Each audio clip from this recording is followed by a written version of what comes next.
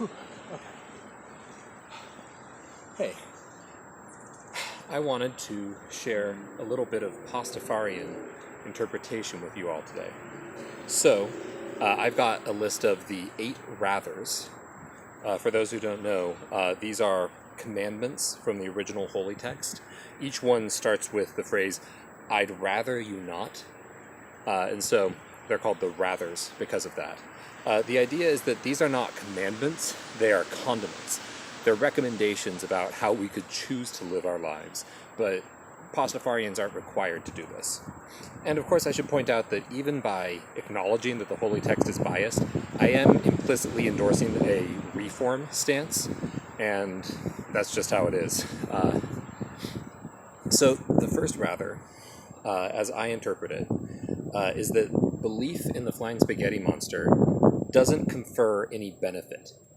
There's no special clubs, there's no secret handshake, and because of that, there's no discounts, for example, in stores, but also there's no religious supremacy. There's no expectation that people will eventually become Pastafarian or else. And that leads nicely into the second rather, which is that there should not be any theocracy with the flying spaghetti monster. Okay? A theocracy is a government that's run around a religion, right? And we're not doing that. An immediate corollary is that I am not a bishop. I don't have any authority like that. Another interesting idea here is that there shouldn't be inquisitors. There should not be people who try and detect heresy. There's no Pastafarian heresy. Doesn't make sense. The next rather, there should not be arbitrary distinctions between people. You can treat everybody as one big society, or you can treat each person as their own unique individual. But it doesn't really make sense to do anything that's in between those. The fourth rather, I am putting a spin on an esoteric slogan. There's an old slogan, "Do what you will," and what I'm saying here is do what you and your neighbors will. So this was originally about respecting your neighbor's sexuality, but it applies to a lot of things, right? The idea is to be more consensual with how we make decisions.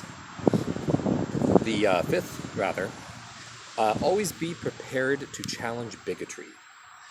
This is possibly a tough interpretation because the original holy text uses a double negation. Remember how I said that each rather starts with a clause at the beginning?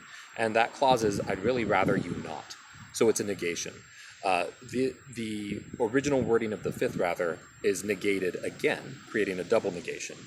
And I've flipped that around here. We should always be prepared to challenge bigotry.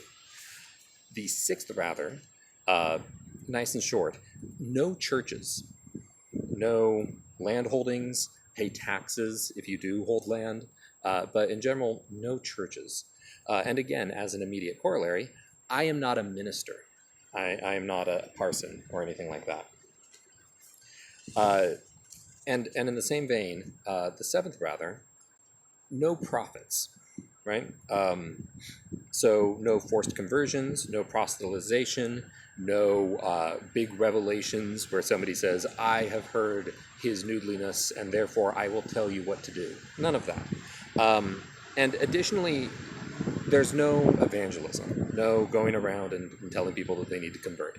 And again, as a corollary, I am not a missionary. I am not spreading the noodly word or anything like that.